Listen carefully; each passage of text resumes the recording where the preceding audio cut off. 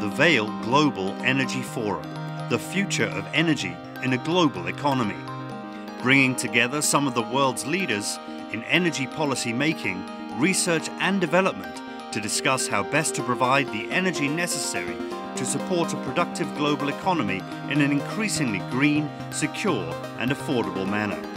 Join the conversation.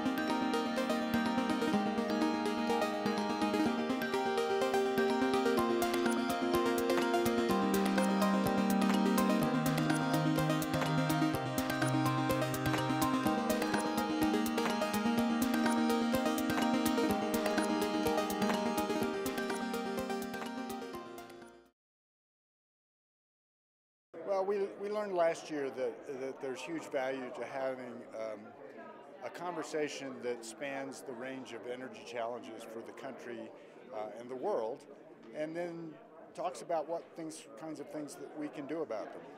And I think that theme was very much involved this year. This year we focused early on the questions of energy efficiency, the things we can do now and that would save us all money in the process.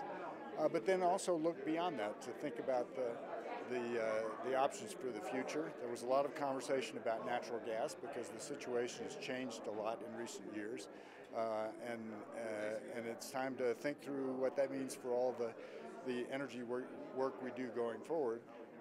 I thought the comments at the end about the energy finance and policy, those are an important part of the equation as well. So the conversation spanned a pretty good range of important topics for the country and the world, and I, for one, enjoyed listening to all the smart and thoughtful people who contributed. Well, I work for the Colorado Oil and Gas Association, so I came to the Energy Forum just to see what the big issues were, not only surrounding the energy economy in Colorado, but on a global scale. And so what this is providing is experts from around the country, and quite frankly, experts on global issues, to provide me with a little bit more education and knowledge on what the future looks like 10, 20 years down the road, instead of what I focus on, what the future looks like tomorrow.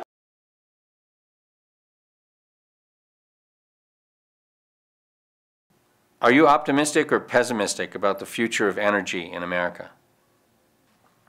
I think the energy picture is really promising right now, more so than for a long, long time. And there are two fundamental reasons. One is that the new technology referred to as fracking has opened up reserves that were known but not really accessible before. And this technique, which derives from horizontal drill, you drill down and then you drill horizontally long distances, and you put pressure in and you open up seams in rock that heretofore you couldn't do, and you extract natural gas and crude oil from that. It's extraordinary how quickly this has changed the picture of natural gas in this country. You think of energy as a gigantic enterprise, and nothing is going to change it very much, very fast, but this has happened very rapidly. There are shale deposits similar to U.S. in many other countries. So this technique has applicability in many places, and it has applicability to crude oil as well as gas. That means that you will change the distribution of these resources. You'll have lots more of them, so supply will be greater, and that means less threat from demand-side disruptions of one kind or another. So that's revolution one. Now the second one has to do with the fact that here in this country, and in other countries as well, but I know about this country, and since I chair the advisory boards on their energy effort at both MIT and Stanford, I know what they're doing. And we have now, for really the first time, a substantial number of first-class scientists and engineers working on alternative forms of energy, on how to use less energy and maintain your effectiveness, and so on. And these people are getting somewhere. Really, it's beginning to take on. So it's really important that we maintain this effort and not have the fact that all of a sudden natural gas prices are low cause everybody to stop. Because in the end, it's these research efforts that are going to yield you the clean energy that in the end we're going to need desperately. So we have two huge opportunities, and all we have to do is be smart, and we can take advantage of them. I don't know whether we'll be smart or not. I hope we will. What will be the effect of a true energy security for America? True energy independence? We're not energy independent right now in the sense of we import crude oil, but we also process that. And if you added processed crude oil products, we actually are an oil exporter on balance, not right now, but we do import crude. I think it's quite easy to see if we could think of ourselves as North America with Canadian oil, and it looks as though the new government in Mexico is shaking things up. I hope so. And if they're able to do that in the energy picture, there's a lot of untapped resources in Mexico that could be gotten at. The North America picture could change fairly sharply and quickly. And what that means is that you're not subject to disruptions that may emerge from other parts of the world, principally the Middle East. And you have assurance of supply. Nobody can cut off your supply. And you probably have a more stable price. And that means your industries can go more confidently. And probably it means that we maybe spend a little less in our military efforts to safeguard that supply. As the Chinese and Indian economies grow, and as their thirst for more and more energy just increases and increases, how are we going to deal with that? How are we going to accept these hundreds of thousands of, or hundreds of millions of new consumers into the world's markets? What you're speaking about, and I think many people worry about justifiably, is the impact on our climate of the burning of fossil fuels, particularly coal, but also others, that put a lot of carbon up into the atmosphere, and that has an effect of warming the planet. So, is it a problem? I think yes. People debate. I think it's not so matter of science. It's a matter of using your eyes, observation. Look up north. There is a new ocean being created in the Arctic. How is that coming about? It's coming about because it's getting warmer. There's no other explanation. Now, I saw a graph of the rate at which sea ice is disappearing. It goes back 20, 25 years. And it's going along at a moderate level, getting less and less each year. All of a sudden, about 2007, it changes and becomes more rapid. It's these inflection points we have to worry about, because all of a sudden things can get out of control. Now, here's an experience I had that taught me something. When I was Secretary of State, we saw that there was a problem of depletion in the ozone layer. And just as now there were some scientists who doubted it and questioned it, and there are others, most of them thought, yes, it's happening. They all thought that if it happened, the consequences would be severe. Just as I think now most people would say if there really is a major change, there'll be severe consequences. So I remember discussing this carefully with President Reagan about what should we do. Should we wait until all the doubters have been satisfied, or act? And he decided, since the consequences were severe, that we should take out an insurance policy. If you don't think your house is going to burn down, but it's possible, so you take out an insurance policy, right? And so we worked at that, and something called the Montreal Protocol emerged. It's interesting in the United States what happens when it's clear that some big thing is going to take place. The creative juices in the universities and the corporate America kick in. In this case, it kicked in at DuPont. The DuPont company came up with something that we could get everybody to agree to do, and lo and behold, it stopped the depletion of the ozone layer. As it turned out, the scientists who were worried were right, and the Montreal Protocol came along just in time. So I learned a lesson that sometimes you have to act before every doubt is removed, when the evidence is powerful and when the problem out there is genuine. So I think we should be taking out an insurance policy. And as we act here, we'll develop things that can be applicable elsewhere.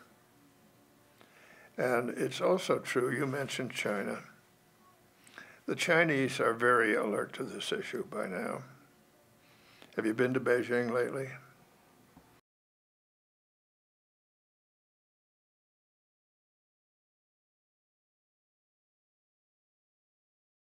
There's also a great partnership with our local utilities in Summit County, for example. We've been working with them for years, and we were able to, just this week actually, receive their Process Efficiency Award for having saved the most energy out of any Excel partnership company throughout the last year. So we're very proud of that, and we've saved in the last year over 2.2 million kilowatt hours, which saved the company $200,000.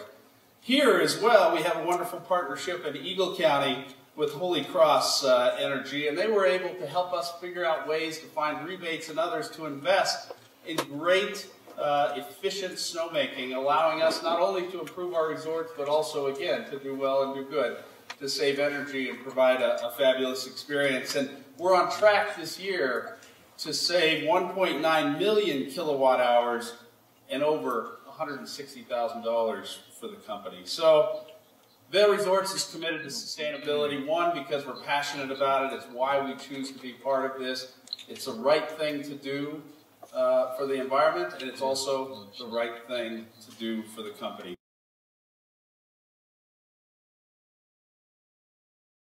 It's better not even to get involved in the fight over climate change, right? We all buy insurance for our homes. We spend between 0.2 and 0.5% of the value of our home each year for something we were pretty sure is never going to happen. We make that insurance. I think that's one way we should be looking at the investments, not just in natural gas, but continuing in terms of renewable energies and their ability to, for gas to be a transition into a renewable energy economy. The challenge with all these decisions and regulatory decisions is trying to get the right facts. I have a 10-year-old son who was complaining a month ago about how much homework he had in 5th grade. And, I told him, 25 years from now, you're going to look back on these as the happiest days of your life. All you had to do is go to school and study. He said, Daddy, that is the stupidest thing you've ever said. He said, you're clueless, right? What do you do this so hard every day? Go to work, make decisions? He said, Daddy, you get the facts, make a decision, check, next. I said, well, Teddy. He said, no, Dad, get the facts, make a decision, check, next. And he looked at me and said, every day I've got to come in and learn something completely new. I didn't even know it existed the day before. If I don't get it completely right, it's got to be worse the next day because everything's based on the day before. So we went on after about 20 minutes. I conceded he was right. But I stayed up thinking about it. And the real challenge, he was right. But the real challenge is getting everybody on the same facts, right? That's going to be our challenge right now, is to figure out if we're going to address the major environmental challenges around horizontal drilling and hydrofracturing and all the innovations in these new technologies that we've got to make sure we can get to the same facts. And we'll address wellbore integrity in a rigorous way. I think Jim Brown's going to talk about that later today. We'll get to making sure that we capture all the fugitive methane we possibly can. We'll make sure that our fracking is done absolutely as safely, as as humanly possible. But in that process, I think as a community, we have to make certain agreements, right? We're going to be fact-based, we're going to be respectful, and recognize that people are all arguing for what they think is the better future. And that ultimately, we're going to compromise, right? Even if we don't absolutely agree with the final solution, that we can find a compromise. And ultimately, if we get to the same fact base, it will be get the facts, make a decision, check, next. And pretty much everyone now agrees that there's 100 years of natural gas at present usage. Just as I hear oil and gas companies coming into my office every few weeks, and I'm trying to keep up on what they're doing in terms of safety procedures, and again, trying to continually improve the efficiency and safety of their operations is what we're really checking on, but they always let slip. We've just expanded all our reserve estimations based on this new, improvement in recovery efficiency we've got. And I think we've got more than we know. And certainly, in terms of North America, I don't think it's outlandish to say that we could be energy independent in 3 or 4 years. I know that that's faster than a lot of people say, but just based on what we see in Colorado, some of the larger, again, more careful and successful companies, Noble or Anadarko, they are increasing their investments and largely, I think, dramatically increasing what they think they're going to get back for those investments.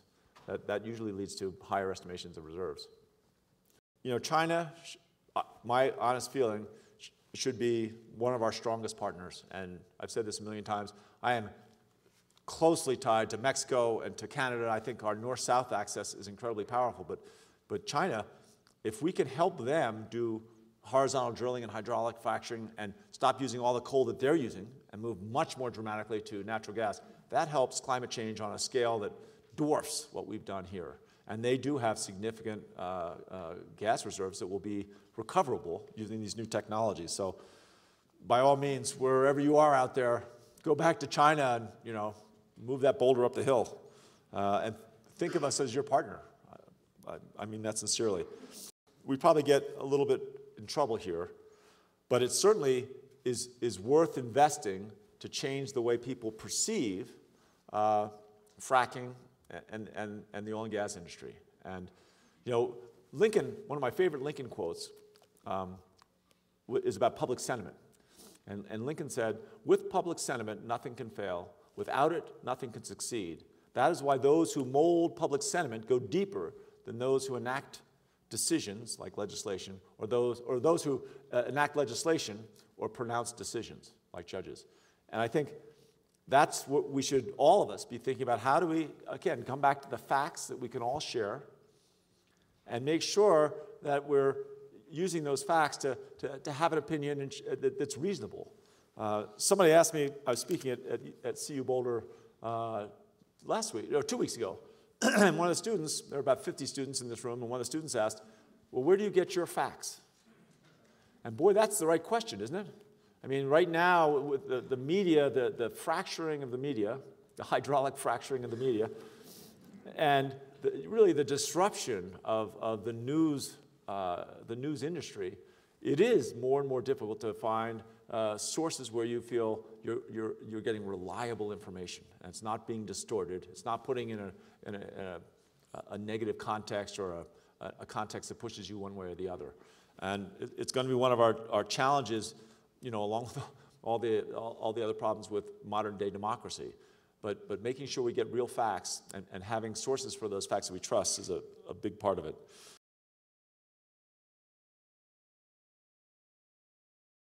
It's also interesting to study this at a later point. The red line is taking today's dollars and looking backward on an inflation-adjusted basis at what the price of oil was. Back in those days, in the early 80s, the view was, thinking in nominal terms, we're headed for $100 oil. Well, we didn't realize it, but we got to $100 oil in about 1982, as long as we were thinking in terms of 2012 dollars. And it triggered some really major changes in consumption, and many in the oil industry were in the penalty box for a long time because of the demand elasticity effects of that tremendous move in prices. What I'm really wanting to do, though, is focus for a moment now on the middle of the last decade, 2004, 2005. And this chart was presented at a congressional hearing by Robin West at Petroleum Finance Corporation. And it really highlighted the degree of concern that was developing about the rapid growth of demand in China. We saw in less than 5 years a 3 million barrel a day growth off a 4.5 million barrel a day base. It was clear we were on the way to seeing China grow well beyond that. And that was the reason for those hearings. The other chart that was also presented was the effect of that, along with the rest of the growth that was going on in Asia, on the spare capacity to produce oil in the world. And we recognized at that point the need for that spare capacity in case we'd have various interruptions. The one that was most in the minds of many observers was that situation where when we had the invasion of Kuwait by Iraq, we took 4 million barrels a day plus off the market almost immediately. And as you can see here, the spare capacity was such in that period, 2001 and 2, that you could deal with that kind of a crisis. But by 2003 and 4, we'd cut that in half, and the ability to adjust to that in a relatively seamless way was no longer there. We've drilled literally millions of wells. We have a lot of downhole information, even on the dry holes, that told us about the nature of the formations, and especially the nature of source rock in many cases. And now we're beginning to look at a much larger entrapped oil that can be released effectively with a lot of environmental sensitivity, and it transforms your view of what we have. And just to put that in perspective, there was a wake-up call that went out to the industry when the Barnett Shale in West Texas, actually out near Fort Worth, George Mitchell had developed over a 17-year period. He liked to describe himself as an overnight success. But over that 17-year period with trial and error, he really cracked the code and was followed by others on that. But it was still within the industry that there was any focus on this. And then there was a private transaction that involved a company that achieved much better results than anybody expected. And within 12 months, the map that I show you today became fairly real, because others realized if it'll work in the Barnett Shale for the gas there, it'll work in a bunch of other shales that we were thinking about one time or another over the last several decades. And in an extraordinary example of private capital pursuing a breakthrough opportunity, you can see the kind of massive additional potential. And I'll let you look at this later. These charts will be available. But the bottom line is, in the case of oil, it's arguable we went somewhere from a perception of proved reserves to a resource potential with a much better probability of success in developing it that was between 2 and 4 times what we saw before. In the case of gas, the governor talked about a 100-year reserve life. That's a good index. We were thinking of a 10-year reserve life before that. Through the first 3 decades of my career, we were thinking of a rolling 10 years, and we were finding about as much as we produced. Now we've got this incredibly different situation where it's arguably somewhere between 75 and 150 million years, 150 years of supply, not million. It slips off the tongue, just like trillions, unfortunately.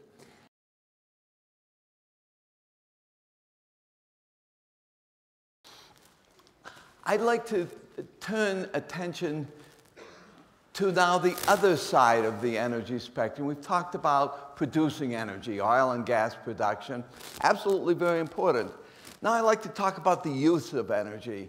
I want to talk about energy efficiency here. And because, again, if you're thinking about energy, you've got to think about both the production and the use. Well, you can only have or else you only have half of the equation. In some sense, what we're all trying to do may be illustrated by this diagram. Sally Benson uses it, Lenore uses a similar thing. We're really looking at it at creating over time a sustainable energy system. And that sustainable energy system really has the three factors that the governor talked about here as the three elements: the environment, the economy, and the issues of security, both domestic and international security. I like to a little cokey, call this the energy policy triangle, just to remind us that really those are the three things that we need to be taking into account when we're thinking about energy policy. There's other things, but this is really where the jugular is: the economy, environment, and security. If we look at energy efficiency now, and what I mean by energy efficiency is getting the things that we want to use from energy. Energy is absolutely fundamental to our economy, our world, how we operate. This event couldn't go on without energy. But are there ways of reducing the use of energy in ways that we still get all the things that we want out of life? I call it economically efficient reductions. You think about reducing the use of energy, certainly very helpful for the environment, because you can stop any of the environmental implications from some of the production of energy. International security: if you're importing less energy, you move towards U.S. Either North American independence or North American flexibility. And if you noticed in Tom Petrie's charts, some of those graphs on oil, some of the reduction was reduction in the use of oil, not simply production. And for the economy, if we can continue to use energy, but do it in a more cost-effective way, that's good for the economy. So energy efficiency is one of those things that, if you do it right, it should be good for all three elements of the thing. We can start about the technical potential to energy. In principle, and I want to keep differentiating between in principle and in practice, but in principle, we do have the technical potential right now to keep total energy use in the United States from growing over the next several decades, or to have it shrink. There's some analysts who suggest that energy use will decline over time, and we know with fairly good confidence that gasoline use will be declining over the next several decades for one simple reason. The fuel efficiency standards are getting more stringent more rapidly than the vehicle miles is growing, so that the use of gasoline can be expected to go down significantly over the next few decades. And the question is, in the other sectors, residential, industrial, commercial, and the other transportation other than automotive, can the use of energy made to decline? So generally, there is a technical potential to cost-effectively reduce energy use. You've seen charts from McKinsey, from others that talk about all the ways we can reduce energy use. People talk about this as the low-hanging fruit. Sometimes people say it's so low-hanging that it's rotting on the ground. But you know, if I had a big orchard with a lot of low-hanging fruit, and it wasn't getting picked for several decades, I wonder why not. Maybe there's an electric fence between us and that low-hanging fruit that's getting in the way. And in fact, that's what I want to talk about, the type of electric fences that we have between the technical potential and the reality of the reductions in energy use. And the reason I want to talk about those is I think only if we know what that electric fence is that we can figure out how to get wire cutters from there. And so that I'd like to go through the rest of this talk about some of those barriers that I see that have a very broad behavioral nature to them, and then talk about some of the ways we're learning in the United States to address those. And I warn you, I'm not going to give you any final answers, because I don't have them. I think in terms of these behavioral issues or these issues of why isn't the system behaving the way it looks like it should be technologically possible, we're only really scratching the surface. And for the students in here, I encourage you to think about focusing some of your educational and your career opportunities here, because there's an awful lot we don't know relative to what we do know.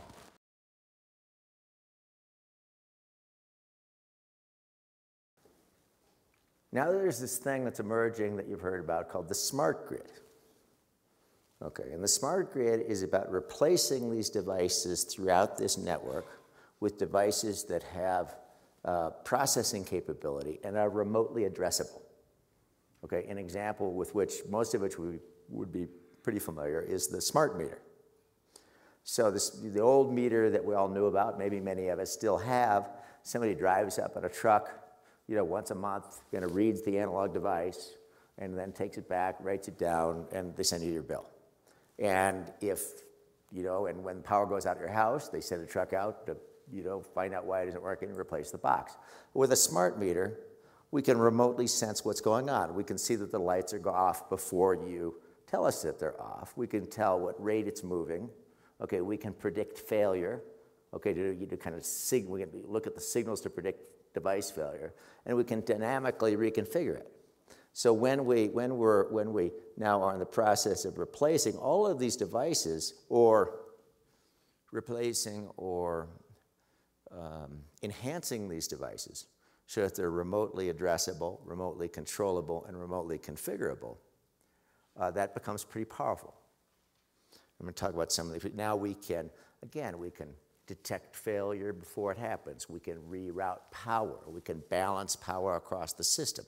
And the implications of that are pretty significant. Now, the investment that's going on in this smart grid in this decade, okay, depending on who you talk to, is between $1 trillion and $2 trillion, okay? So this is the biggest machine ever conceived of. This is the biggest machine ever built. And this is happening. So you can think of the scale of what's taking place here. But think back, think that it's like 1993, and you're looking at the internet. Okay, that's how big this opportunity is. Actually, in 1993, nobody was proposing to invest $2 trillion in the internet, I can assure you. So it's pretty substantial. Now, so if you have the grid, below the grid, you have all these operational systems, what they call OMS systems, DMS systems, things that handle billing, meter data management, okay? There's something called a meter data management system. The reason that Jim can't see anything less than 24-hour increments is residential power report that comes out of the PG&E system, because there's something in there called the meter data management system. That thing only clicks, it only turns over once every 24 hours. So once every 24 hours, that's like real time if you're in the utility business. Okay? Now, be careful. This is what we're doing. It's been, it's kind of the experience of a lifetime to be doing things at this scale with this many users, with this much data. The game that we're playing is we're going to see if we can establish and maintain a market leadership position in this space. I wish I could tell you that we're trying to make the planet a better place. I wish I could tell you that we're trying to save the environment.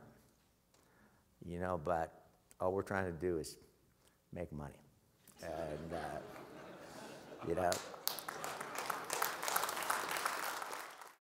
we've been involved with about 10 major U.S. utilities kind of deploying these systems, Commonwealth Edison, PG&E, Detroit, DTE, SoCal Edison, in New York, Entergy Arkansas, and I'm going to talk about the PG&E case in energy efficiency.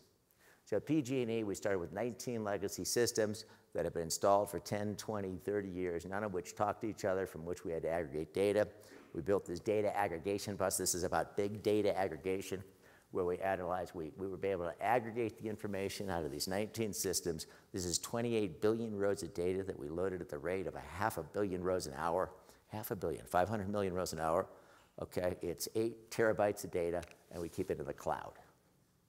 Okay, so for 1 million meters, okay, for 1 million meters, it's it's interval data from 15-minute and 60-minute interval data. It's everything they know about square footage, building type for half a million buildings in the PG&E territory. Includes real-time weather from 1,100 locations in California hourly for 2 years. Rebates, 21,000 energy efficiency measures that they track. Greenhouse gas reporting. So we load this, we aggregate it, we federate it, we normalize it, we deal with the issues related to what's called referential integrity so that it makes sense, and we keep it current in real time. Real time for a utility, that's once every 24 hours, okay? Now, the problem is the gating is this meter data management system. We're getting around that, though, and we're working with Kerry Armel, who's here, and some others to get around it, so we're fixing that, too. Okay, then we run it through this kind of analytics layer, and it manifests itself in these portals that they use to manage their customer relationships. This, for example, PG&E consists of 3 segments, again, commercial, industrial, small and medium business, and residential, each of which are about $5 billion segments. Okay, we do the first 2. The third is done by the company that Jim mentioned, O-Power, good company. Okay, this is the energy portal that somebody can go in calling on Cisco, calling on Sutter Health, Whole Foods, whoever it may be, and a rep can go in and perform deep energy analytics on any facility, benchmark the facilities. Okay, they can manage the energy plans for these facilities, put together the energy efficiency program, manage through the life cycle, and they manage them through their life cycle, and they're doing it in front of the customer in real time, pulling on 28 billion rows of data that are in the cloud. I mean, it's incredible. This is what it looks like on a PG&E rep iPad. And then for the small and medium business market, we deployed a portal that serves their small and medium business users that lets these people know about. So there's about 500,000 small and medium businesses that lets anybody go on and see. Gee, this, for example, we can see across the top. Anybody who signs on to the web can see, well, this is how much I spent a year in energy. Okay, this is my electricity footprint, gas footprint, carbon emission. Okay, and we think you can save $18,000 a year by doing this. We give them an energy plan. Okay, tailored. We've looked at their historical energy use for activity, their behavior for the last 10 years. We've normalized it by weather, by what kind of industry are, what geozone they're in. And in the course of it, also they want to get audits. They're trying to, what PG&E is trying to do, find out more about their customer. What are their hours of operation? What kind of business? What kind of lights do they have? What kind of heating system? Okay, fenestration. All of this information so they know more about their customers so they can implement these energy efficiency programs. Somebody can go on and see what their historical energy use is. Here it'll go in and tell them exactly how they're using energy, how their $29,000 is being spent. Okay. Here's the recommendations that we have tailored to the business that says, do these things, okay? Press hard on the button on the right, and you can save $18,000 a year. And we arranged to send the truck out to do it. We arranged for the rebate. It's pretty neat. That system went live in September 30th of 2012. It's now like March of 2013, and as of March of 2013, PG&E has exceeded their energy efficiency goals for 2013. So it's been hugely successful.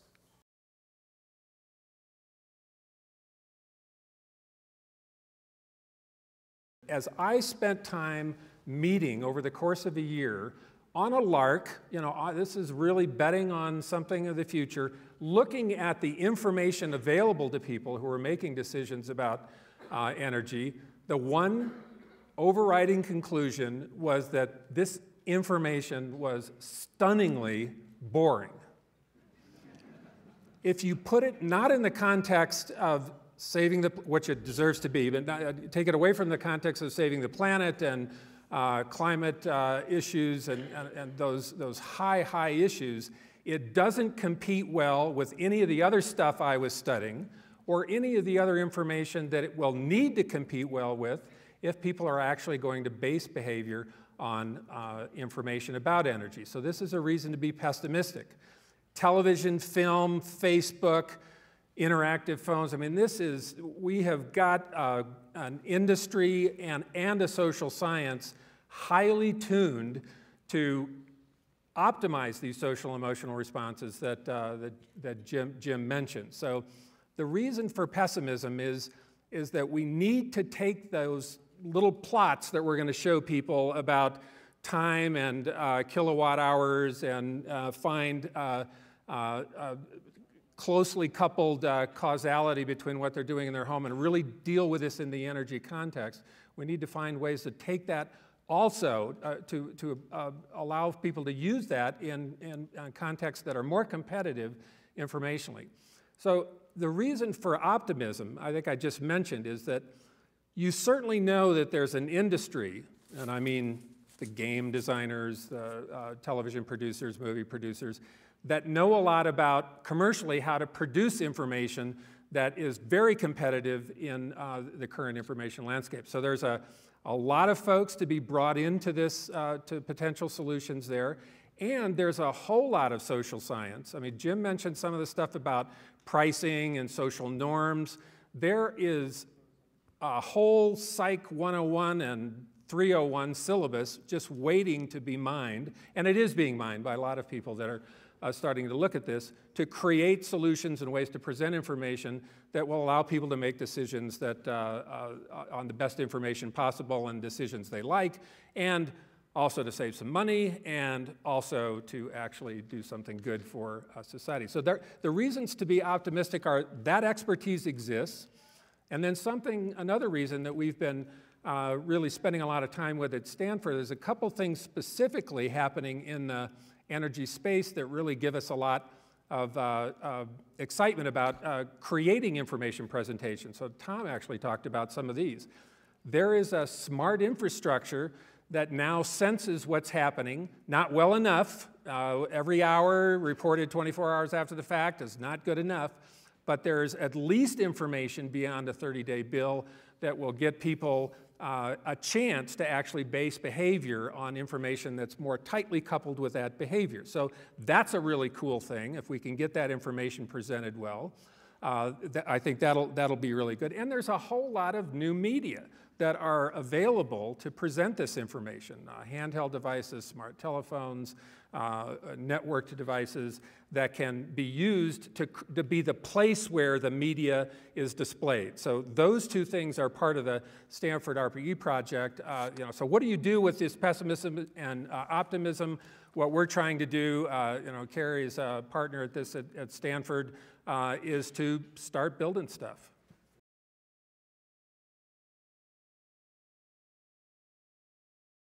We've investigated things along these lines in a few different ways. So we've accumulated a list of about 350 energy-saving actions that people can do in their homes, and we have a team of building scientists who have placed rough estimates alongside of those. I don't recall specifically the comparison between habits and the technologies, but I do know that we've divided up into 5 categories, and as far as energy savings, and the habits do tend to cluster along the lower energy savings categories, whereas the changes to upgrading larger appliances, et cetera, tend to cluster around those larger savings that we could get. Of course, then you need to take into consideration other things like you need to look over all the actions that people could do and accumulate the savings over all the actions that people would be capable of or likely of doing. You also have to consider when those actions can be taken. So a lot of the habits or the quick replacements that may not be as great energy savings, people may be able to do those right away, whereas the larger energy replacements or building shell changes may be things that people would only do with large capital investments, when they're remodeling their home, when something breaks down. And so some of those things, like replacing appliances, may require like a 10 to 12-year turnover in the general population before we get penetration there. So I think there need to be a bunch of considerations actually to compute that out.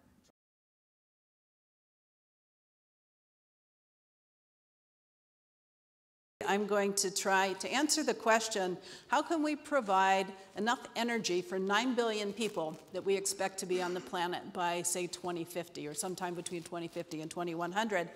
And how can we do that in such a way that we protect the planetary ecosystems that we rely on for things like healthy ecosystems, clean water, clean air, and stable climate?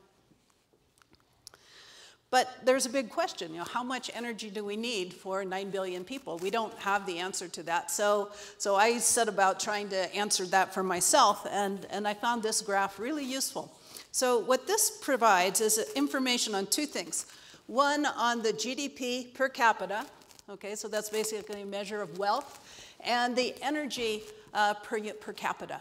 Okay, and so there's the general view that if you are a poor country, that you use very little energy, and that when you're a rich country, you use lots of energy. So if we're answering the question, how much energy do we need for 9 billion people with a growing middle class, growing global prosperity, the general view is that somehow you're going to go up. Okay, that's going to be necessary. But I found this data really, really interesting. I hope you do too. So what this data plots is actually the energy per capita plotted as a function of GDP per capita, now running from 1980 to 2010. So what do you see? What you see is the United States, this is data from the United States, has basically decoupled economic growth from growth in energy use. Okay, so that's us. Here's Australia, here's the UK, and here's Italy. Okay, so this gives us a basis for trying to answer the question, how much energy might we need? So this is where the world is today, that black dot. And if we all are going to live like Americans, we're going to need 6 times more energy than the world consumes today. That's pretty daunting. However, if we imagine a world that we all use about the same amount of energy as an average Italian, that the global energy demand will be about 2 times our current energy supply. So the question is where are we going to provide 2 times energy use? And we've actually heard a lot of good news about oil and gas, that those resources are plentiful and likely to be sustained, if not increasing, over the next significant number of decades. But I think at the same time, we might all agree that it would be extremely difficult to double the global oil and gas and coal enterprise to meet a 2 times energy demand. And the second thing is, if we were to do that, the impacts to the climate, the impacts to air quality, ecosystems, clean water, and so forth would be very, very serious. So that's why it's so important to look at renewable energy resources. Now, this is a chart that compares the size of all the renewable energy resources that are available to power our human energy needs. And for a moment, I just want you to focus on one thing, and that's the size of the solar energy resource. This is the total resource. And what you would see if you studied this in detail, that the solar energy resource is far greater than all the other renewable energy resources added up together.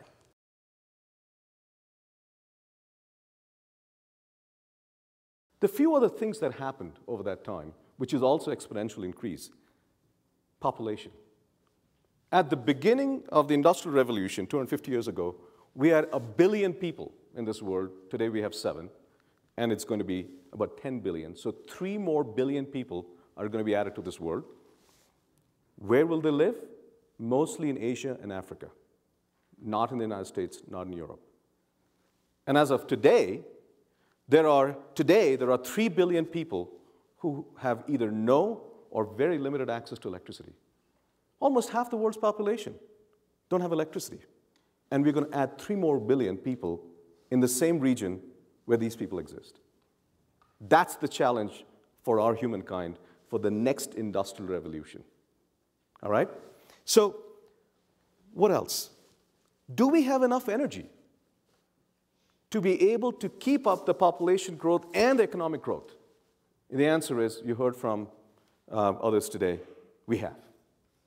We have oil and gas reserves, and we heard about the peak oil. Well, the technology for discovery and for production is not just keeping pace, is going ahead of what the demand is. And so we are finding, this is the chart on the right-hand side is global gas reserves without US shale. Add US shale, it's just an amazing story, and you know this story. And we're not even considering methane hydrates. That's even more. It's amazing. So we have all the reserves, all the fossil fuels. The question is, are there consequences? And as you all know, I'm not going to debate global warming out here. I think it is, as far as scientifically, it's a settled story. But what is not often appreciated is the following. We know that the world has warmed about 0.8 degrees on average from the pre-industrial revolution. 0.8 degrees. Now, if I go on the street out here in Denver and I say, you know what? The world has warmed 0.8 degrees. Is it going to be bad? And most people would say, who cares? 0.8? My home is fluctuating at 2 or 5 degrees. 0.8? But that's the average. And I want you to watch a movie about not just the average, but the distribution. And that tells the real story. Why? Because what has happened, I'm going to show you the data. This is not model prediction. This is actual data over decades of the temperature distribution over summertime. And some summers are cooler, some summers are hotter in different parts of the world. This is global average of the distribution. Here we go. This temperature distribution on the horizontal axis is the number of standard deviation. If you actually see the data, it'll fluctuate.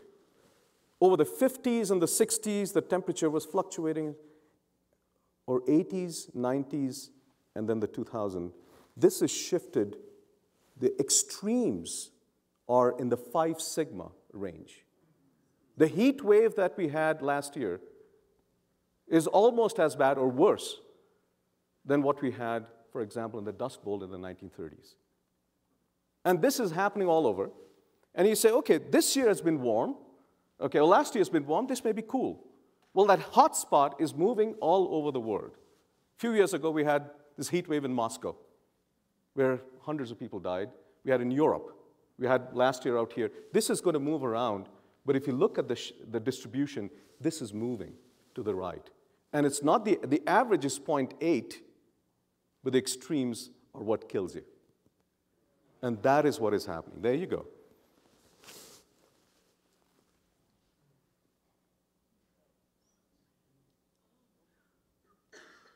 That's data.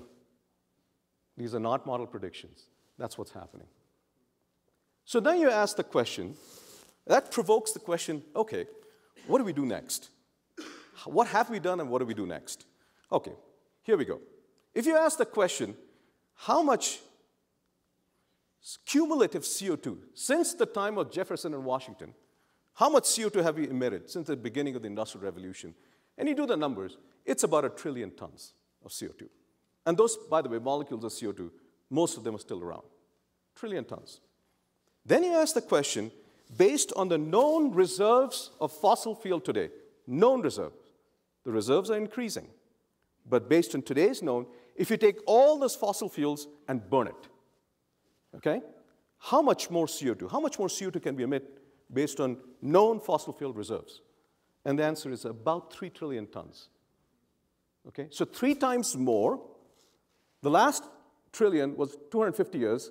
You got 3 times more to burn. How long will it take based on today's economic growth and fossil fuel use? And the answer is about 100 years. Okay? In 100 years, we will burn today's known fossil fuel reserves. And he said, oh my God, well, that's too bad. But here's the dilemma. The dilemma is, you ask the question, how much is those 3 trillion tons of carbon worth? Dollars. And that's about tens of trillions of dollars. So are you going to tell an oil and gas guy, don't use that money? That's crazy.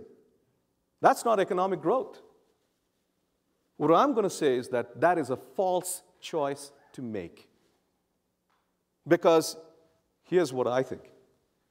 This is a quote by the minister, oil minister of Saudi Arabia. The Stone Age did not end because we ran out of stones. We just transitioned to better solutions. And we need to find, this is where R&D matters. We need to find better solution. And by better, I mean cheaper. I mean faster. That's better. If we cannot make renewables cheaper than that, it's not going to survive. And not without subsidies. This is without subsidies, can you make it cheaper? That's the target for the scientists and engineers of today and the future. Make it cheaper, make it better, so that it's economically viable without subsidies, because subsidies is not the way to go in the long term.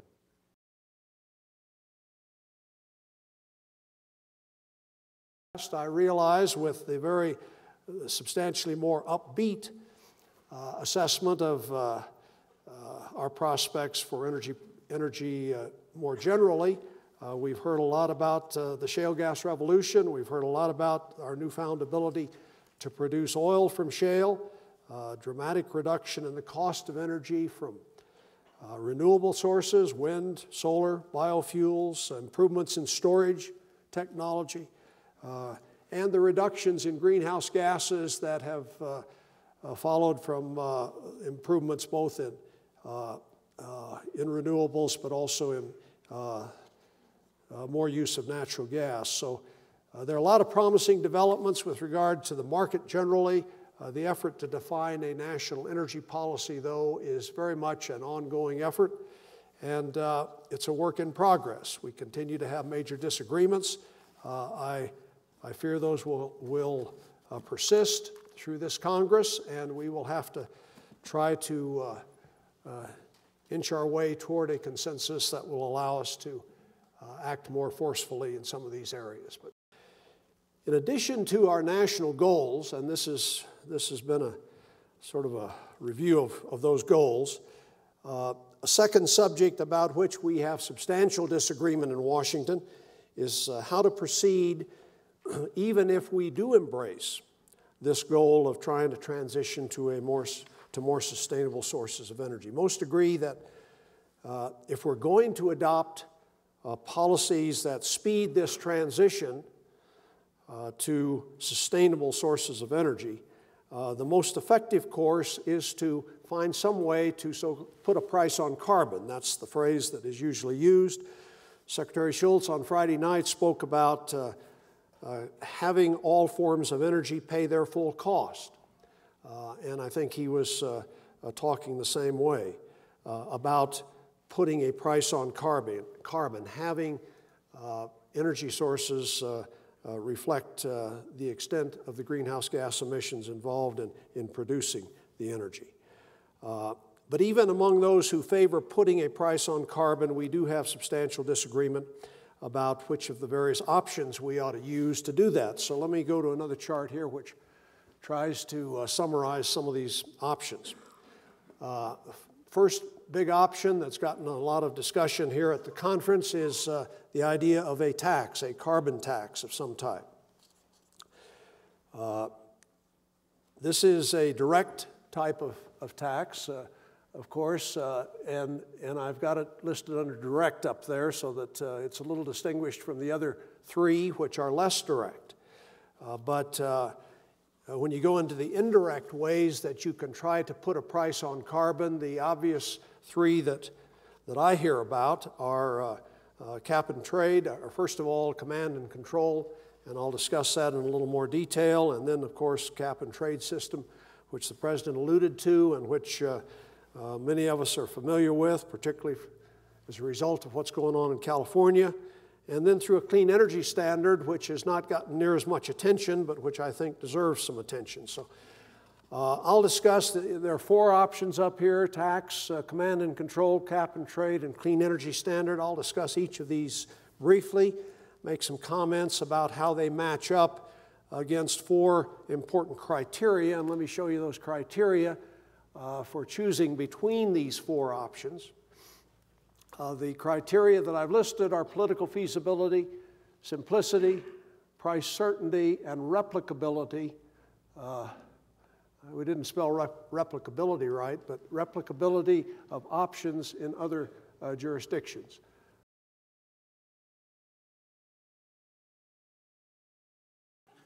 So the Navy's actually been doing a lot in energy efficiency and renewables.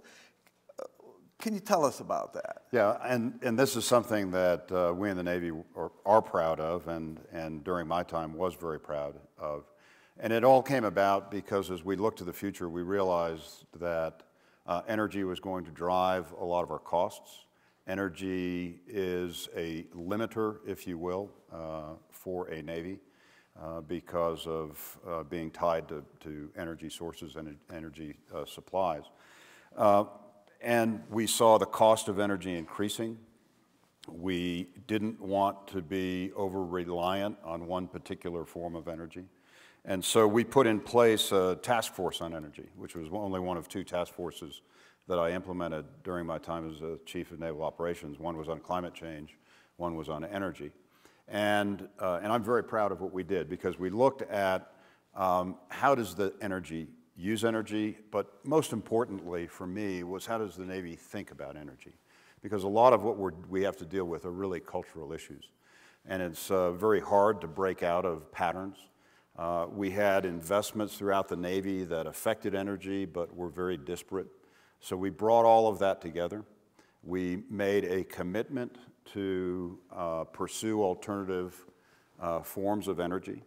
We broke with some of the traditions, for example, taking these fast, sleek, modern combatant ships, fighting ships, putting hybrid drives in them. People said, well, you can't do that. That's a combatant. And we said, yes, we can. And so we dropped in a propulsion system that runs on an electric motor when you're at slow speed, and then you can bring up the less energy efficient sources of power if you need the speed. Of course, in the Navy, we are very fortunate because we're about 17% of our fleet is powered by nuclear power.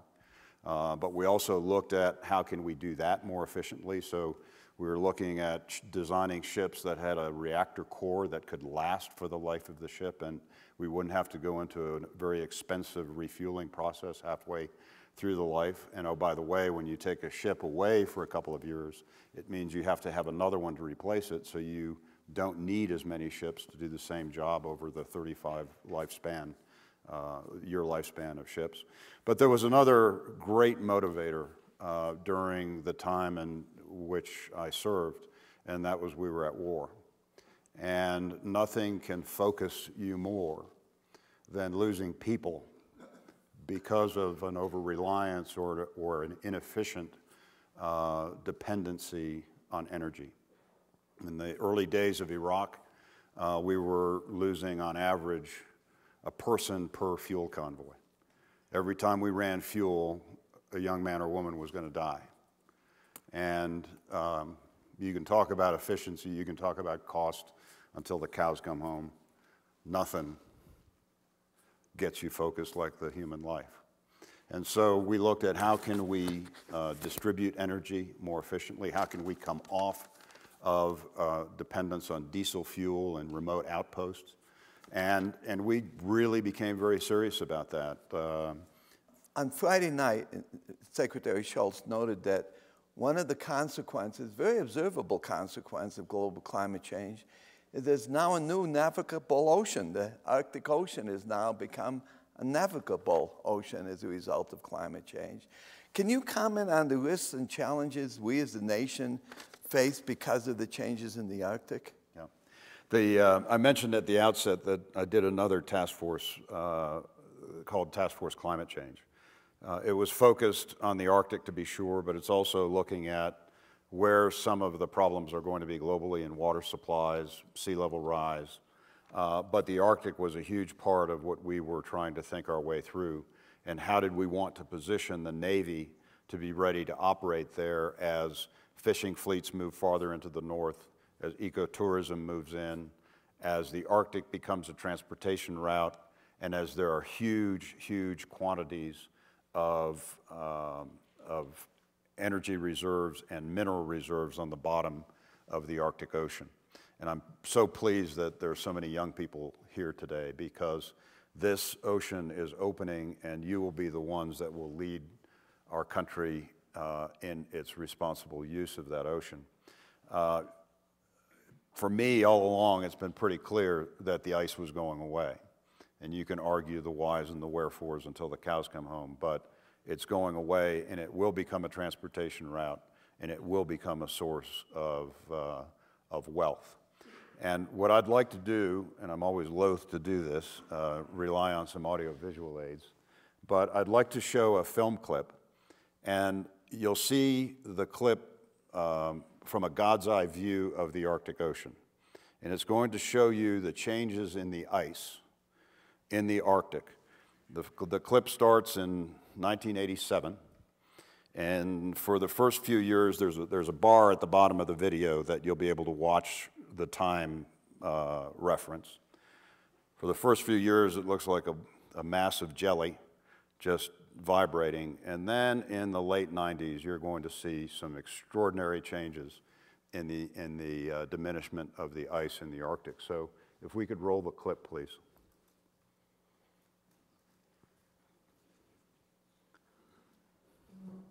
Now see the bar on the bottom, 1987, and I don't think we have the full view. There we go.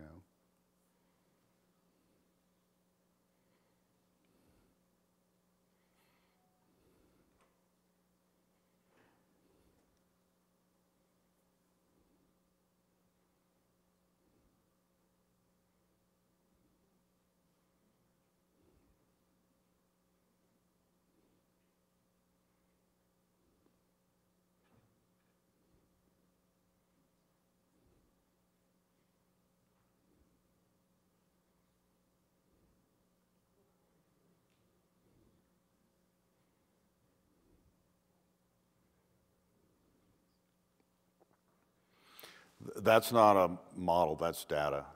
And you're able to see how quickly it moved. And it's really being caused by a current in the Beaufort Sea that changed and caused that flushing that took place out around Greenland.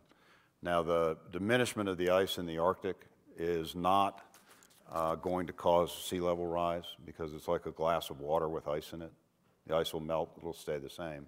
But the big change is going to be the Greenland melt, and that's what's going to cause the sea level to rise as that massive ice pack in Greenland melts off. But the Arctic is still going to be a hard place. It's going to be a very challenging place. 2012 was the least ice in the Arctic. 2012 was the stormiest year ever in the Arctic. There were more storms up there. And even though that God's eye view gave you the impression that all the ice had gone away, ice is like politics, it's all local. And so you may have an ice-free harbor, but then a lot of that ice has migrated over and clogged another harbor. Or it may have blocked a sea passage that you're relying on for transportation. So the project that I'm leading at Hoover is looking at those broader aspects of the Arctic. What are the things that we should be doing as a nation to develop sound policy recommendations? Because in 2015, we become the chair of the Arctic Council. And I'm hopeful that some of the work that we'll do at Hoover may help shape an agenda. But I would also say that I think that we as a country are really losing a huge advantage by not being a member or being party to the Law of the Sea Treaty, because of the wealth that would normally exist on claims that would fall to us.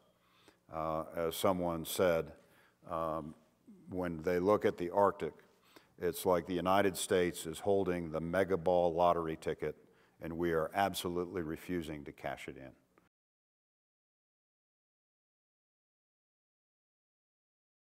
We are a leading energy services company. We operate worldwide in more than 80 countries. We employ about 72,000 employees, and we represent about 140 different nationalities. So what does an integrated energy services company do? Well, we don't produce oil and gas, but we do provide all the services from soup to nuts in terms of helping energy companies get the oil and gas out of the ground and into the pipeline. That's the geological data, the well drilling and the well construction, formation evaluation, well completion, and production optimization over the life cycle of the reservoir. Most of the technology today really resides on the energy services side of the equation.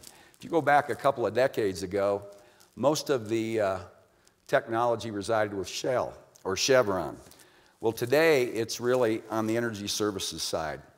Last year in 2012, we spent almost $470 million on research and development alone.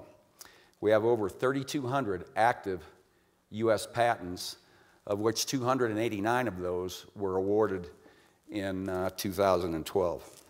This is important because today I'm going to talk about those technologies, and I'm going to speak about those technologies and how they've really impacted unconventional resources. And most of that technology, again, comes from companies like Halliburton. So let's begin with taking a look at our global reserves. You know, there's been big changes as Tom really set the stage yesterday over the last 10 years. You know, proven reserves of oil and gas have gone up dramatically. A few years ago, everybody was talking about peak oil. And as we move through the peak, we're going to be looking at really an irreversible decline in hydrocarbons. Now all that has changed. Reserves are going up and not down. And when these numbers are actually updated for 2012 and 13, you'll even see more dramatic increases. Now this is especially true for reserves in the U.S. Gas reserves are up 66% in the last decade, and oil was up 28% just in the last 2 years. And as Tom pointed out, government estimates show that we could become self-sufficient in oil and gas production over the next decade. So how did the world go from declining reserves to growing reserves? You know, did we go out and discover huge new pools of oil and gas? Well, no. These reserves are mostly from reservoirs that we already knew about. We just didn't know how to get them out of the ground economically. So these are called unconventional resources because we couldn't produce them with the conventional technology. So what is an unconventional technology? I'm sorry, an unconventional reservoir. It's basically any type of tight, low permeable formation. Low permeability means that the oil and gas will not transfer to the wellbore in economic quantities. And this is why the reservoirs were known, but they weren't developed. Conventional technology just was not adequate. There are several types of unconventional reservoirs, and today I'm going to talk primarily about U.S. shale because that's what's most important to us. So what's different today? Well, what we have the ability to do today is to extract shale gas and shale oil at a profit. Before we knew it was there, we just couldn't get it out. In fact, until recently, we would drill through these shale formations to get to the targeted conventional resources. So let's take a look at some of the technologies, and I'm not going to talk about all of them that have made this happen. The first important technology is seismic. You know, seismic has existed in oil and gas exploration for years, but the shift from 2D to 3D has really been crucial. 2D seismic is like an X-ray. You know, it's a two-dimensional image. And it's very useful, but it leaves out a lot of the information. On the other hand, 3D seismic is like an MRI. It yields a three-dimensional image of the reservoir that gives us the precise knowledge for very precise well placement. You know, many medical procedures today would not be possible without MRI technology. And in the same way, many reservoirs would not be developed without the advent of 3D seismic. So with 3D seismic, you can take a complex reservoir and you can actually visually, graphically model it and study it. And that'll really lowers the cost of the economic risk for exploration. Now, this is especially true in shales. You know, for years, we really worked on a lot of homogeneous blanket formations. And shales are tricky. You can change the quality of that shale in just a matter of a few feet. So accurate 3D images are really essential for the formation to plan these very expensive and complex wells. Now, another big technology that is, in my opinion, has really changed the game is the advent of horizontal drilling. And again, you've heard from several people over the course of the weekend about horizontal drilling. So I'd like to show a series of very simple animations that illustrate how this works. You know, a vertical well is drilled straight down through the producing zone, obviously, and the wellbore is in contact with the producing zone only where it passes through it. A decade ago, more than 87% of the wells in North America were drilled vertically. Now, horizontal drilling is drilling down to the reservoir and then turning horizontally and continuing to drill into the source rock. The whole lateral section, which can be miles long, is in contact with the reservoir. So more reservoir contact means more production. For example, in North Dakota, and I'm sure everyone has heard about the Bakken play up there, a horizontal completion in the Bakken will produce anywhere from 10 to 15 times that of a corresponding vertical well. And I was actually in the business back in the late 70s and 80s, and we spent a lot of time trying to complete the Bakken in a vertical application, but we could not make it economic. So the advent of horizontal drilling really changed that game. If you look at the different technologies, really formation, evaluation while drilling, steering that bottom hole assembly very accurately through the source rock has really been, I think, the largest technological breakthrough that's really made the unconventionals possible. You know, without this process, developing these shales just would not be economic. Now, after we've drilled the lateral, the completion equipment is installed into the well. And this allows us to selectively open up the intervals along the wellbore to maximize the production. Now, the final technology I'd like to talk about and highlight is hydraulic fracturing. Now, this is very close to my own heart because I've spent 36 years in this field. Hydraulic fracturing is not a new technology, but it has evolved dramatically over the last decade. And it's really helped us to unlock these very tight reservoirs. Hydraulic fracturing has been in use for over 60 years. And for the record, Halliburton performed the first hydraulic fracturing treatment back in the 40s in Stevens County, Oklahoma. And today we are the largest pressure pumping company in the world, and we're the largest in North America by a wide margin. Now, we're very proud of this technology. And we're very proud of the use of it to unlock these tight reservoirs. So what is hydraulic fracturing? You know, in simple terms, it's the process of pumping water and sand at high pressure into the underground oil and gas zones.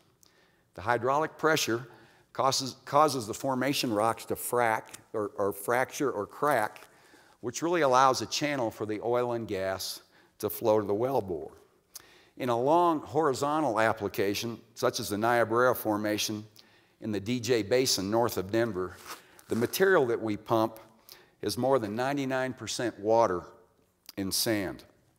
Occasionally, we'll use a resin-coated material or a ceramic sand substitute where a stronger, more uniform proppant is required.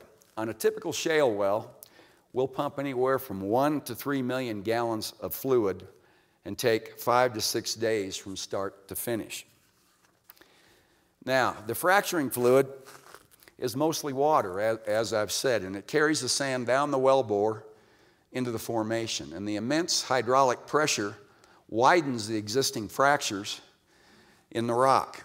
When the fracture process is complete, the water will then flow back out of the formation and leave the sand behind. The sand propagates or props that fracture open, again allowing a channel for the oil and gas to flow to the wellbore. Now, I want to make one thing clear at this time. You know, when you look at this image, it appears that maybe these fractures are as big as your arm. Really, that is misleading. The reality of fractures are on the order of 1 to 3 millimeters wide. You know, that's 1/8 of an inch or less. That's all it takes for us to create those channels and create that permeability contrast to create the flow. We're not blasting huge holes in the rock. We're initiating small fractures that may extend anywhere from 25 feet to 100 feet from the wellbore. So the important thing to understand is that we do disclose the contents of our frac fluid. However, we do not disclose our trade secrets, the exact formulas for these particular fluids. These are very important trade secrets for Halliburton and for our competition. But we're not about to give away those secrets to our competition. That would absolutely kill invention. As I've said earlier, we spend almost $500 million a year in research and development. When you go to the grocery store and you buy a product, on that box will list the contents of that food that you're about to ingest. But it doesn't disclose the trade secrets to their specific taste. So, are these additives dangerous chemicals? The simple answer is no, not in the low concentrations that we use. Most are used in common household products in foods like ice cream and beer and Jell-O, because they give those fluid properties that we need for hydraulic fracturing operations. For example, as you saw there, we do have a fluid comprised of sources, or I should say of ingredients, solely sourced from the food industry.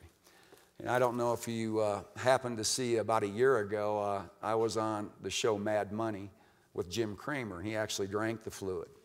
As Governor Hickenlooper talked about, we were in his office and he drank a fair amount of the frac fluid. In fact, he thought it was better than one of his microbrews. In one day, the energy industry uses water that's equivalent to what New York City consumes in about 11 hours. The amount used to irrigate less than 1% of the U.S. corn crop for one day, and the amount used to water 20% of the U.S. golf courses for one day. Less than 0.5% of the water used in a typical thermal power generation operation. Now, somehow I don't recall anybody wanting to outlaw golf because we're using water to water those courses.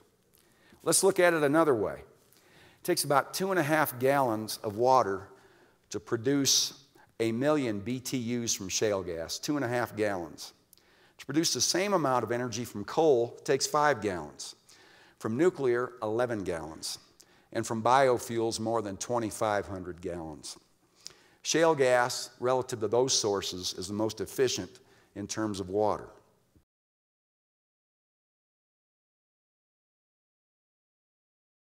I want to say a word about the global picture. And you know, what's happening in the U.S. and North America, of course, is being replicated around the globe.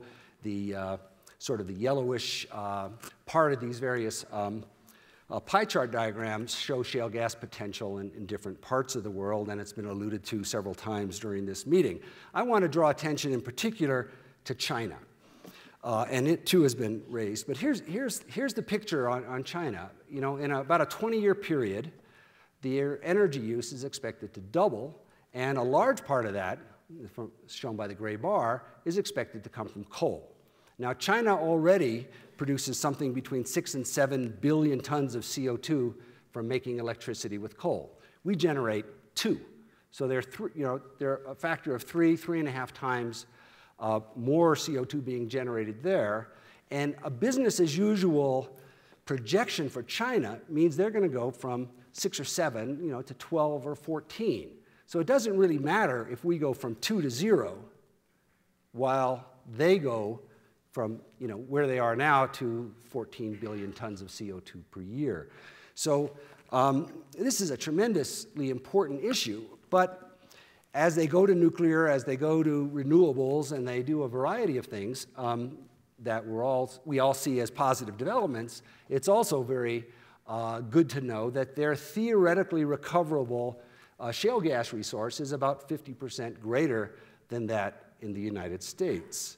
So they have the potential to use natural gas, perhaps not for replacing coal, as we're doing here, because their plants are new and not old, but for using natural gas to meet their new energy needs and offsetting this tremendous increase in CO2 emissions that will result if they keep going forward as they are. Most of the natural gas in China is expected to come from shale gas, that is, from the Sichuan Basin and the Tarim Basin, and there are real issues. While that resource number was very large, very few wells have been drilled, we actually know very little so far about the practicality of them ramping up production in a relatively short period of time. And this is a real opportunity, I think, for us associated with the Precourt Institute to try to move that along, and a number of endeavors are now underway to do just that. Now, Colorado has a long association with these issues. It first became, to the attention of the scientific community that fluid injection could trigger earthquakes. This is the Denver Arsenal in the early 1960s. The more water that was injected, you get earthquakes. The injection subsides, the earthquakes subside, the injection comes back, and the earthquakes come back.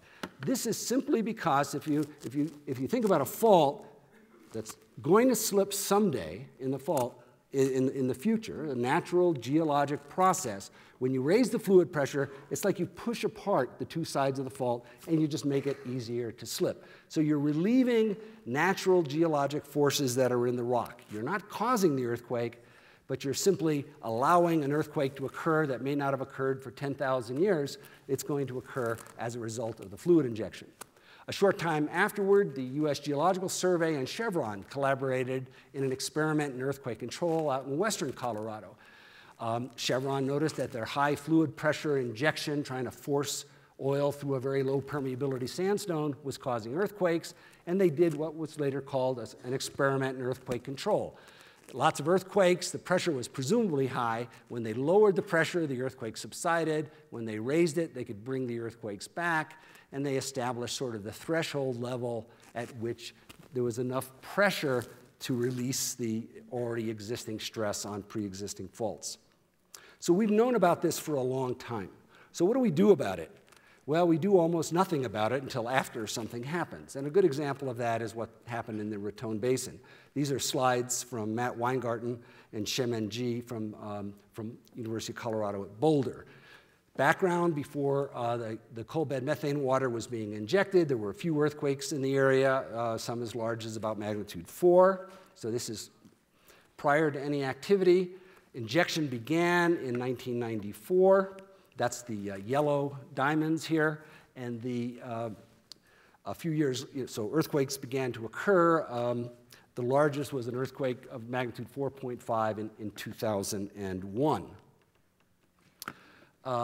As activity went on, the earthquakes continued. As the injection increases, the earthquakes, these blue dots, are spreading out throughout the region. And finally, in 2011, there was a huge swarm of earthquakes, even a magnitude 5.3, which caused damage and considerable public concern. So this isn't something that happened overnight. This is something we could see happening. And a good example is the Guy, Arkansas swarm, which I mentioned before, and that those earthquakes were occurring on a fault that's trending to the northeast-southwest. And basically, if you look at the forces in the area, this is the area here that's shown here, so the forces are well known and well mapped through the region. We interpret it in terms of simple diagrams from any introductory textbook. This one's from my textbook, okay? But what we could see was, a fault with just the right orientation start to light up, and the earthquakes propagate along it. And this is an area where very large earthquakes have occurred historically just to the east on faults with exactly the same orientation. So the Arkansas Oil and Gas Commission asked the companies involved to stop injecting. They did, and the problem went away. So, by getting data, by interpreting the data using the concepts and tools we understand, we were able to, basically prevent anything larger from happening, which was not, the case in the Raton Basin. And so, we have to avoid injection into potentially active faults. But if you don't look before you inject, you don't know if they're there or not. You have to limit injection rates, which of course is the origin of the pressure increase. You have to monitor seismicity when appropriate. You have to assess the risk, and you have to be prepared, as in this case, to abandon some injection wells. Moving forward, we were approached at Stanford by a number of oil companies pointing to the absence of any kind of regulatory framework to analyze the risk and to give the regulators something to work with. Their job is to protect public safety. And if they don't know how to interpret what's happening, they don't know what to do. And as a result, a group of us, 8 professors from both the School of Earth Sciences and the School of Engineering, are forming a new consortium under the auspices of the Precourt Institute to start to address this issue.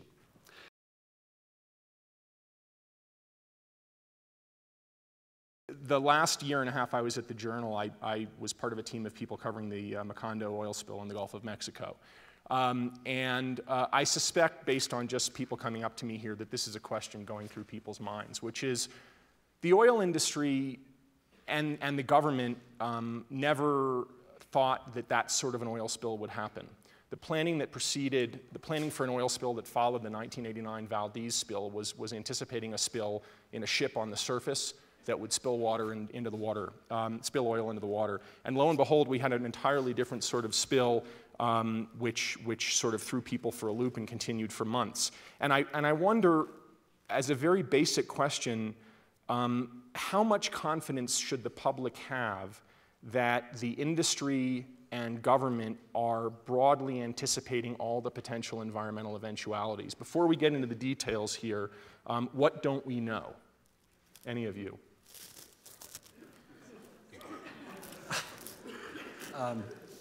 Well, not being a party to any of the existing lawsuits, perhaps I can speak more freely.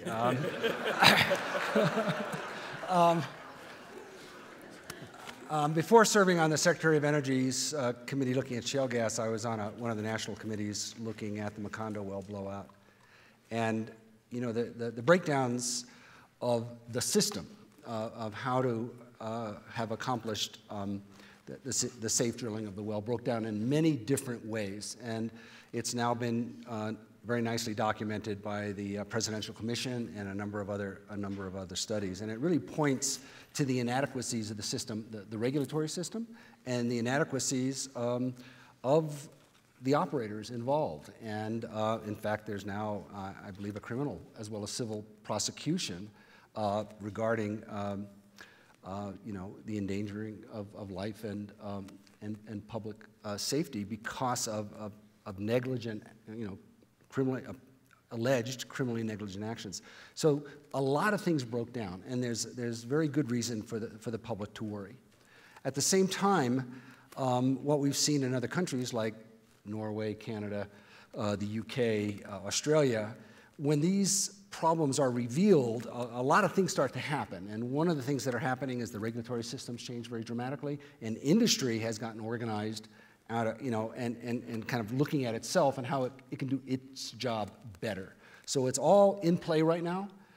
There's very good reasons for the public to be skeptical and worried, especially as we go into deep water, Arctic conditions, challenging environments.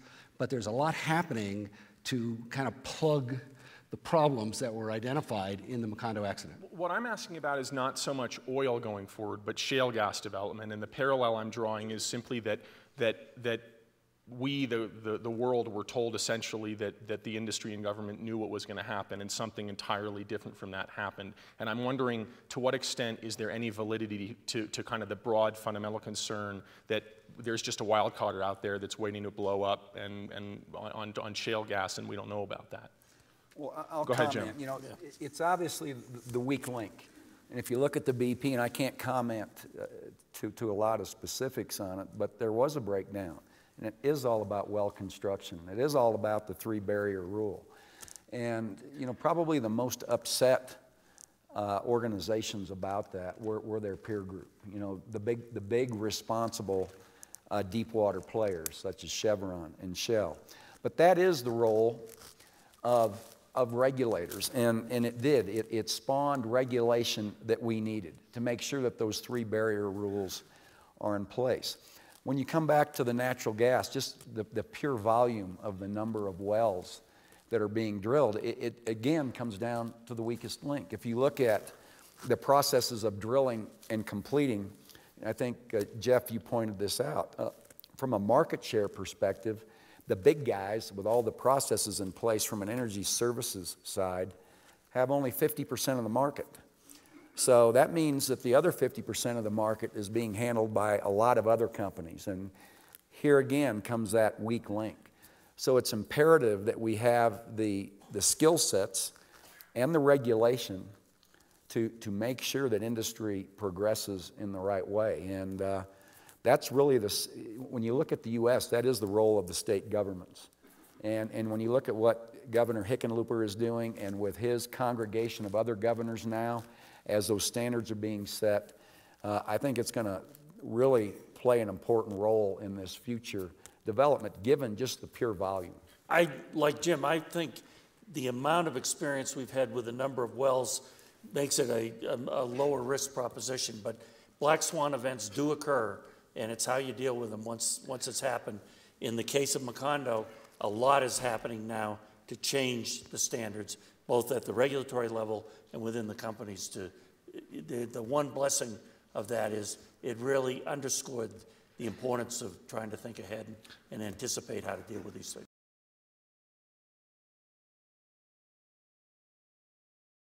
Why is energy interesting to the financial markets? First of all, it's big.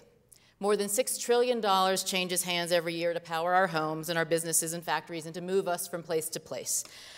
Second reason that it's really interesting to the financial markets, it's got strong growth. So what the International Energy Agency estimates is that between 2010 and 2020, $24 trillion is going to get invested in this sector. So that makes it very interesting. The cumulative growth rates in the subsectors within that are double-digit in many cases. Grid infrastructure, for example, is experiencing a 24% CAGR. That's fascinating. Fuels, 18%, resource extraction, 13%, materials, 12%, energy efficiency, 11%. Double-digit growth rates in an economy like this, it commands attention. And then the third fundamental reason that the sector is interesting to financial markets is that energy is changing. We have a combination of new, mature technologies entering the marketplace and old infrastructure in developing countries that needs replacement and upgrading. So what we've seen in the clean energy investment space, for example, in 2011, $237 billion were invested. And this wasn't just in the United States. It's the spread, about $50 billion in the United States, $45 billion in China, $31 billion in Germany, Italy $28 billion, India $10 billion. And the rest is spread around the world. So it's a global exercise. The capacity mix of what we've got in our electricity sector is changing as well. So again, clean energy, which is, we sort of talked about the earlier bits of it, but it's actually a real force in the marketplace. 565 gigawatts, which is 565,000 megawatts, which is the equivalent of lots and lots of coal plants, have now been installed. So it's a real force in the market. When it comes to efficiency, again, the market size in the US, we're talking about 10 years ago, utility investments in energy efficiency were about $1.4 billion. Now, next year, they're going to be about $7 billion. That's pretty good. PG&E alone, which is the utility in Northern California, has invested over $1.3 billion in the past 3 years, and again, that's growing. There are lots of efficiency technologies that can scale. I, of course, am interested in the software associated with helping utilities identify energy efficiency opportunities.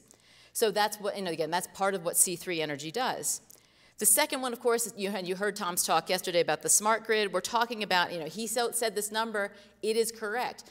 Over the next 20 years, there's going to be more than $1 trillion invested in creation and enabling of the smart grid, which is effectively the backbone for our modern utility system. And the place that we're going to play, which is a technology that can scale, is the analytic layer.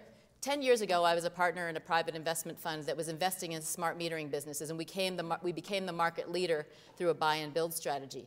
And I would go and make these pitches to the utilities. I said, see, look, if you buy these smart meters, you're going to be able to get data from your customers, not once a month, but once every 5 minutes or 15 minutes. And they looked at me, again, this is 10 years ago, and they said, we can't handle that much data. Well, now fast forward to today, and the systems that C3 and others have are allowing utilities to not only absorb that data, but to analyze it cleverly and make good use of it so that they can run their systems better. And so those are the kinds of things that I'm really, really excited about as an investor, as a business person, and I think that the markets should be really excited about as well. And with that, I will turn it over to Dan.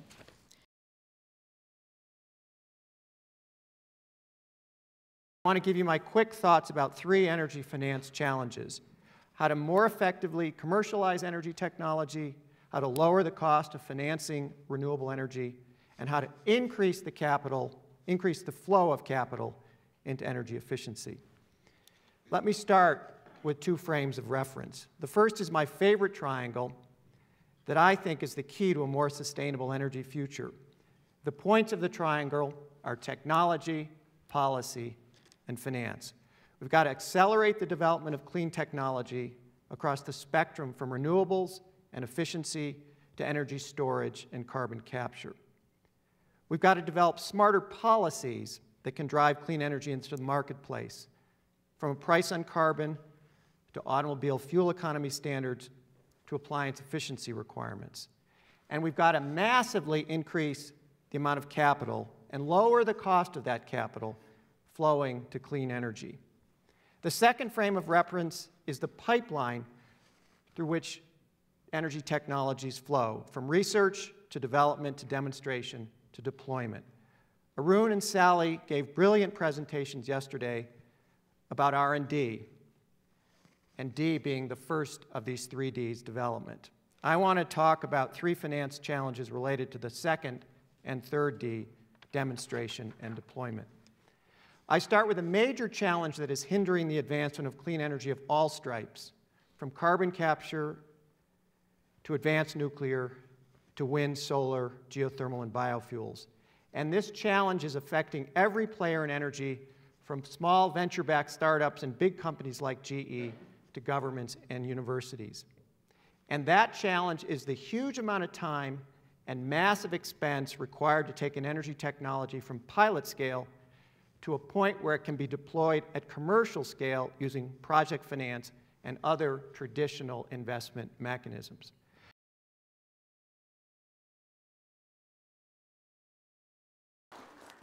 There's one central issue that I think has been raised among the 3 of you, and that is the private sector capable of funding significant-sized energy investments, or do we need federal government intervention, either through allowing of additional type of investment instruments or through direct funding? We heard a point of view that Dan, I'd like to turn to Kathy and have her try to take a shot at that, then to Eric. Yeah, so a few months ago, I had the pleasure of having dinner with the CEO of Total. And Total is a really, really interesting big oil and gas company, as everybody knows, and they're diversifying, as I think Jim mentioned. Many of the energy companies are diversifying into other things. I mean, Total bought SunPower some months ago. But what was fascinating to me as a non-oil industry practitioner is what this fellow said is that now, when oil companies are moving offshore, the capex required for a single offshore well, and he was talking about what they're doing off of Brazil, is in the multiple billions.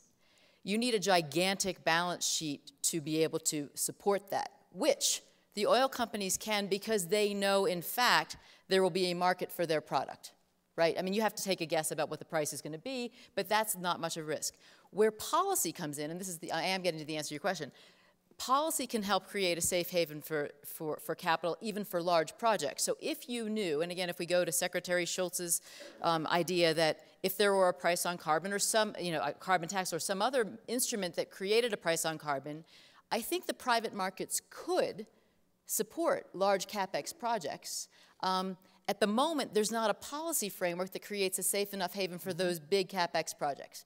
So, you know, again, for me, my advocacy is that I think that if the policy settings are right, then the private capital will be available. And I'm not sure that Dan entirely agrees with me on this one, so it'll be interesting. So what you're saying is it comes down to an issue of risk-reward trade-offs, and if you have the right risk-reward trade-offs, the private sector can. If you have a stable policy, what it does is it reduces the risk, right? So and production tax credits that get extended once every year or two, and we're not sure if they're going to go away. I would say that's a risky in climate in which to invest. Right. So I would say the venture industry is really good at applying low tens of millions of dollars to a technical problem and trying to mature it along to essentially, you know, some type of pilot plant or demo plant kind of operation. And then other types of capital need to be drawn around the issue of the problem to scale it. And I think the challenge for these areas is finding how do you create the right handoff so that someone is ready to accept the risk? And who can accept the risk, I think, can be a pool of public capital. It could be a large corporation who has that somewhere in their research roadmap or in their product roadmap. Or it could be direct funds out of a NGO or public entity. And I think sometimes you'll find that the public markets are willing to take some risk, and essentially in life science markets and in markets like mining, sometimes they take very much venture-like risk, but the nature of the public market is it knows it's doing that. And so I think the challenge is figuring out how to get these technologies to a handoff point where the next stage of capital is ready to engage it. And the challenge we find in building these companies is if we don't get there, the amount of capital we can continue to apply still sits in the tens of millions of dollars scale. And if the next real value creation is achieved by $100 million, it's really not going to be done by the venture industry. And you end up in Dan's situation where you're kind of at the bus stop, but the bus ain't coming, right? And you're just sitting there waiting for it to come. I would just quickly add, I do think the government has a role in the whole chain, research, development, demonstration, and deployment. You look at nuclear power, both on the commercial and the military side, and it wasn't just R&D, but the federal government put serious money into actually getting some of the initial plants built, test them out. Some of them worked. Some, like the Clincher breeder reactor, didn't go forward, but there's a very big role to play. Second quick point, it's very clear, as I said, the Chinese are going to be putting money into our technologies developed here at all of these stages. So I think there's a very serious competitive aspect here. Lots of room for cooperation with the Chinese, but there's also a big competitive aspect as well. Yeah, I mean, I would, just to follow on to what Dan was saying, with the loan program that Dan mentioned in his formal remarks, the design of the loan program, and it was a legislation that was passed by the Congress, was to support first-of-a-kind American innovation at scale. At scale. At scale, because the private markets, again, absent a carbon price, which is what I was sort of saying, absent some sort of other price signal, that was deemed to be the most sensible way to alleviate the risks so that the private sector wouldn't take. And I agree with Dan, that is still a good idea.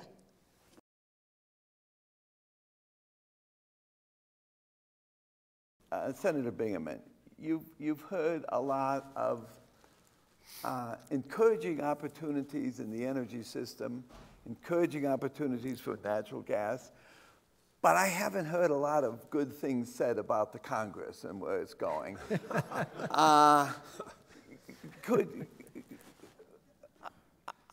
What's your sense of overall, you know, your sense of optimism for both the political process in conjunction with the private sector? Are we going to make it, or how well are we going to be doing?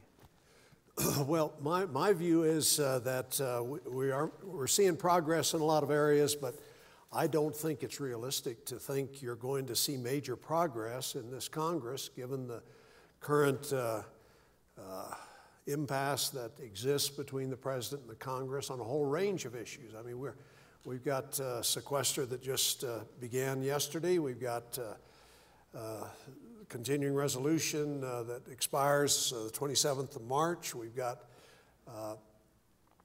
another debt ceiling increase coming down the road. I mean, we're very busy trying to keep the lights on in Washington. And that's not a good position to be in when, if you're trying to make long-term energy policy and get consensus to do that. So I'm not that optimistic that we're going to do a whole lot at the federal level to solve national energy problems. I hope we don't get too much in the way of some of the progress that's going on right now. Right. Thank you. Senator, given that, given the complexities and the low likelihood of that kind of progress, I think, are we going to see some aggressive administrative action? Does the president really have the authority to get done what he suggested in the State of the Union?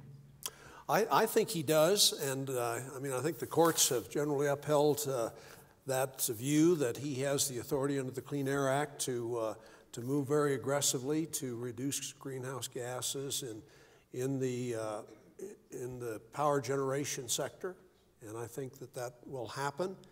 And of course, as I think I mentioned earlier, awful lot of that's happening at any rate because of the shale gas revolution. And so the combination of those two, I think, is moving us toward a circumstance where greenhouse gas emissions are coming down in power generation. There's already been a lot done administratively to put in place CAFE standards in the transportation sector.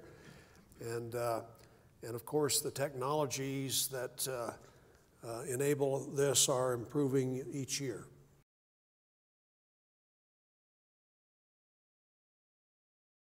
I was really impressed with Dr. Sweeney's presentation this afternoon. You know, again, reinforced some of the trends we're seeing with natural gas development, as well as the oil development, looking at fracking for development of those resources as well, as we look at this sort of transitional switch to natural gas in particular into the future. We'd definitely love to see the Vail Global Energy Forum here every year, and at a similar time frame, really in early March, I think is ideal to bring a lot of visitors to the area. They can go skiing and really enjoy the amenities that we have to offer here, and really bring all these decision and policymakers together to discuss these very poignant and meaningful issues.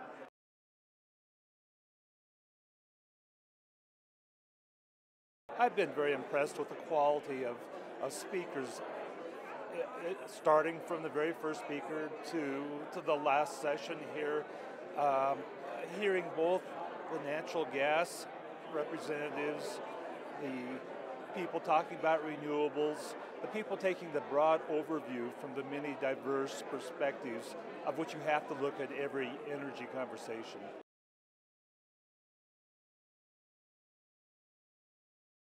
I'd say the highlights of the forum so far have been the panelists yesterday, great speakers from Google, formerly with the DOE, as well as the governor and other big names in the energy industry, hearing a lot of great perspectives.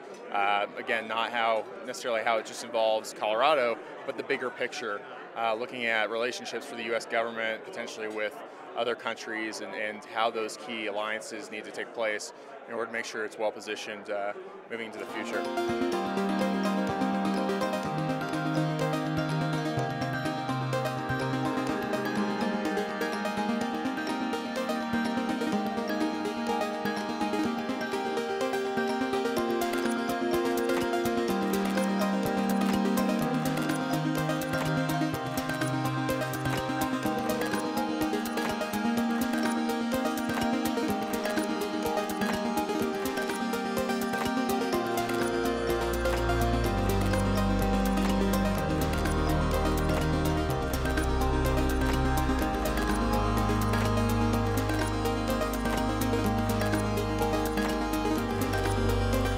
Vail Global Energy Forum. For more information, visit us at www.vailglobalenergyforum.com.